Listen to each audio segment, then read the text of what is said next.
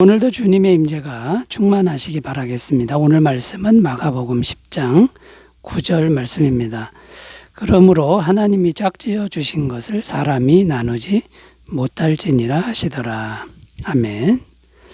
네, 오늘 말씀에 보면 결혼의 주권이 누구에게 있는지를 말씀하고 있습니다. 결혼의 주권은 하나님께 있다. 자, 이런 말씀이고요. 주권이 하나님께 있으니 사람이 함부로 나눠서는 안 된다고 말씀하고 있습니다.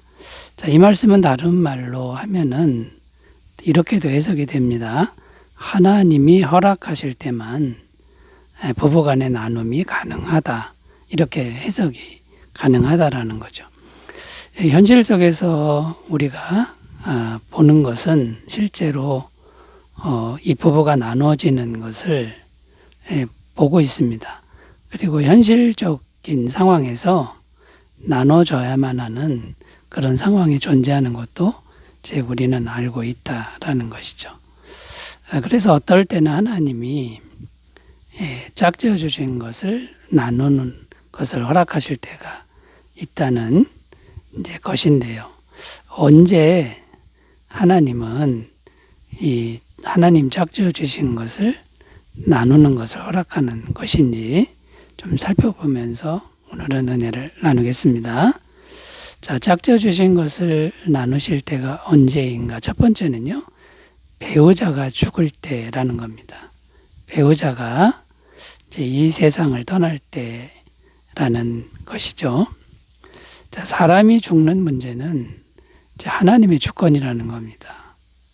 이 죽고 사는 문제는 사람의 뜻대로 되는 게 아니죠. 사무엘상 2장 6절입니다. 여호와는 죽이기도 하시고 살리기도 하시며 스올에 내리기도 하시고 거기에서 올리기도 하시는도다. 그러니까 죽고 사는 문제 하나님 손에 달렸다는 건데, 자, 그런데 배우자가 이제 죽었다는 겁니다. 그러면 이건 하나님이 그렇게 허락하셨다라는 것이고요. 그것은 다른 말로 해서는 어떤 의미가 되냐면, 사람이 죽기 전에는 사람이 마음대로 하나님이 짝지어 주신 것을 나누면 안 된다. 이런 의미도 된다라는 겁니다. 자, 그러므로 우리는 하나님의 이 주권을 인정해야 되는데요. 하나님의 주권 앞에서 우리가 가질 바른 믿음의 태도는 뭐냐면, 일단 배우자가 죽음을 맞이했을 때 우리는 이것이 하나님의 뜻으로 알고 순종하는 태도를 가져야 된다라는 겁니다. 배우자의 죽음이 너무나 가슴 아픈 일이지만 모든 주권을 가지신 하나님의 선하신 뜻으로 순종하는, 물론 이게 쉬운 일은 아닙니다만 그걸 받아들이는 태도가 중요하다라는 거죠.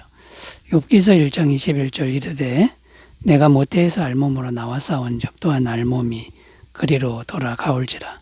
주신 이도 여호와시요 거두신 이도 여호와시오니 여호와의 이름이 찬송을 받으실지니이다 하고, 구약성경 욥이라는 인물은 온 가족과 재산을 다 잃었어도 하나님이 주셨으니 하나님이 취하시는 것이 맞습니다. 하나님께 찬송을 올려드립니다. 이렇게 고백했다라는 겁니다. 자, 이런 고백이 이제 우리의 고백이 되어야 할 줄로 믿습니다. 그리고 또 하나님의 주권 앞에 바른 태도는 천국에 대한 소망을 날마다 새롭게 하는 것이다 라는 겁니다. 천국에 대한 소망을 날마다 새롭게 하는 것이다. 천국을 늘 바라보는 그 소망을 새롭게 하면 슬퍼하는 마음을 극복할 수 있다라는 것이죠.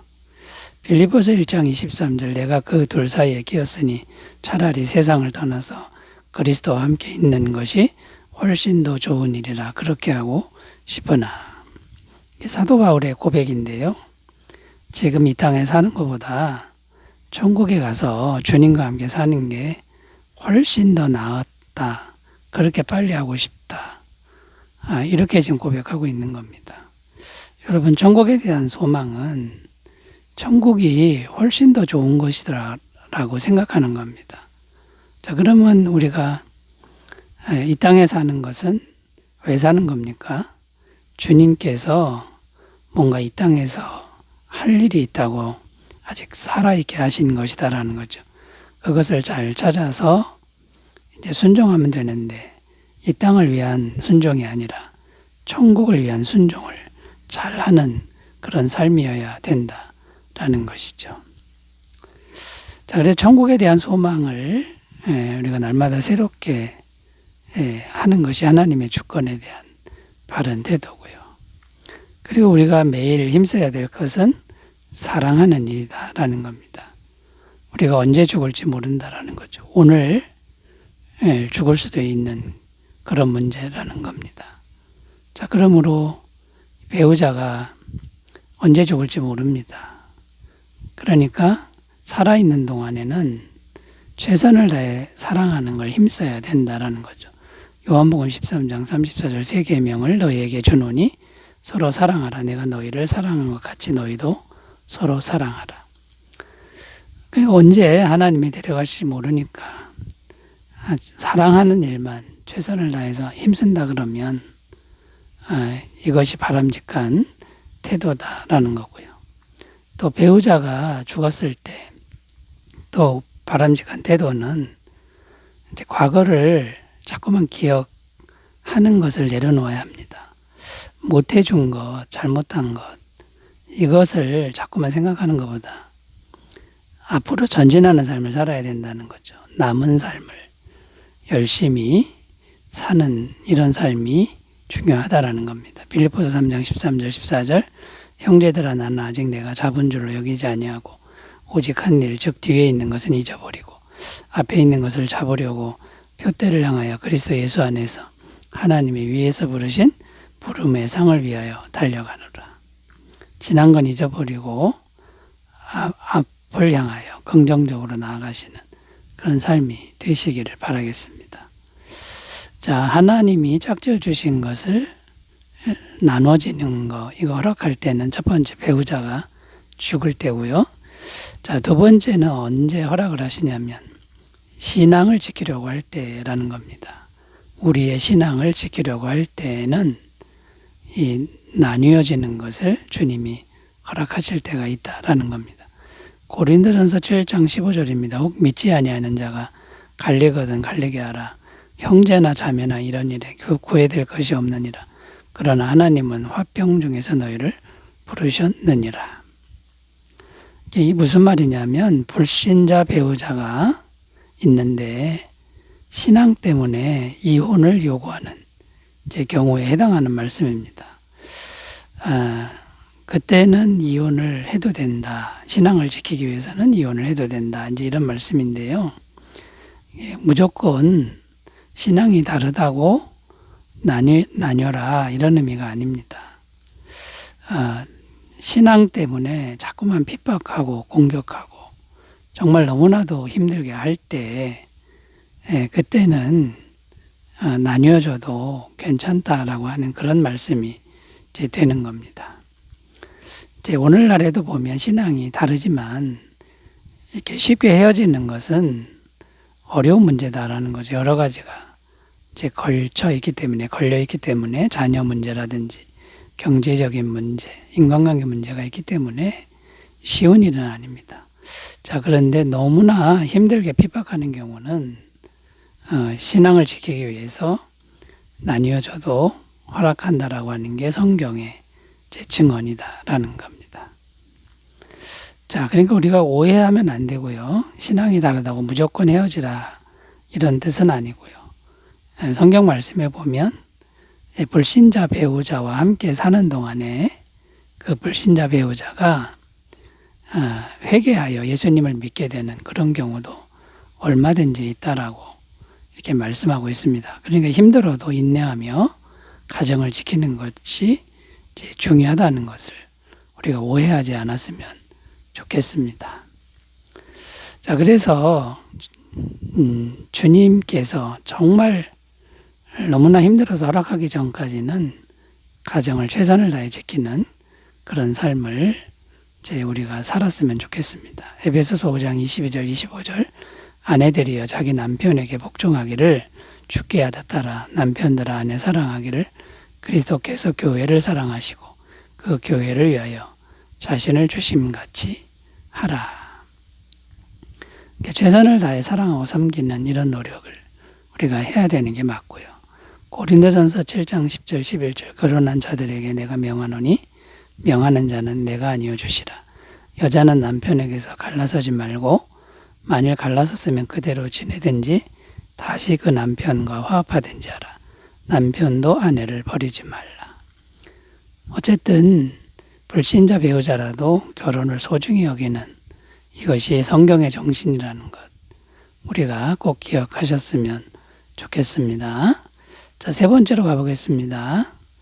언제 나뉘는 것을 주님이 허락하실까요? 세 번째는 기타 치명적인 죄를 지었을 때는 부부가 나뉘는 것을 허락하신다라는 겁니다. 결혼 생활을 유지할 수 없는 치명적인 죄가 있을 수가 있다라는 거죠. 대표적인 게 뭐냐면 간음죄입니다. 이 간음은 용서하기가 참 힘든 죄입니다. 용서하면은 괜찮은데 용서가 안 될 때는 이것이 가장 큰 이유가 되는 것이죠.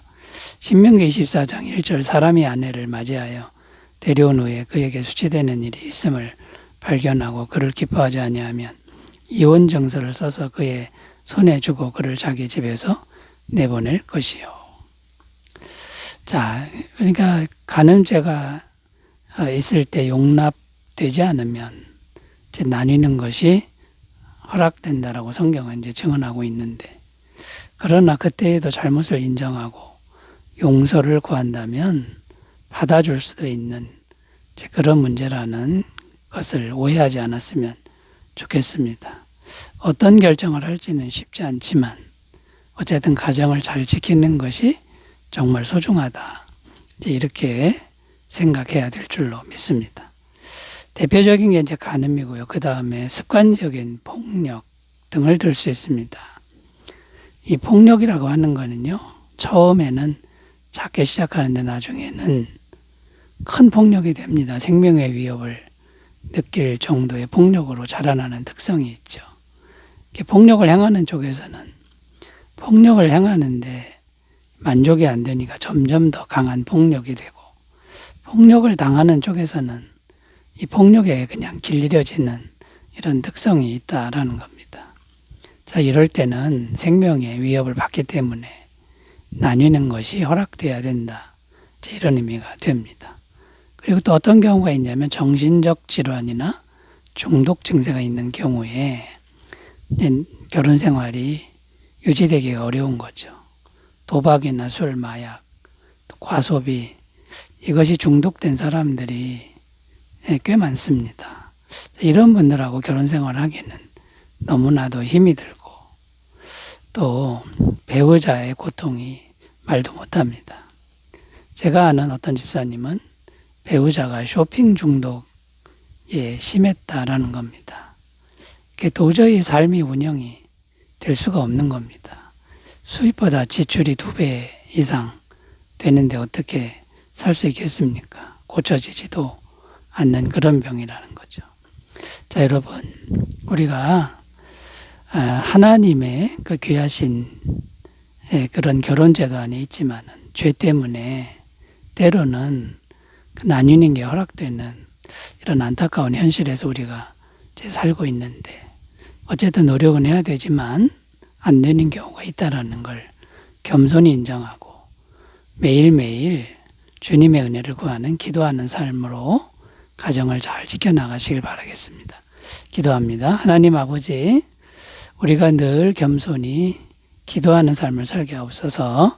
예수님의 이름으로 기도드립니다. 아멘. 주의 임재 충만하시기 바라겠습니다. 감사합니다.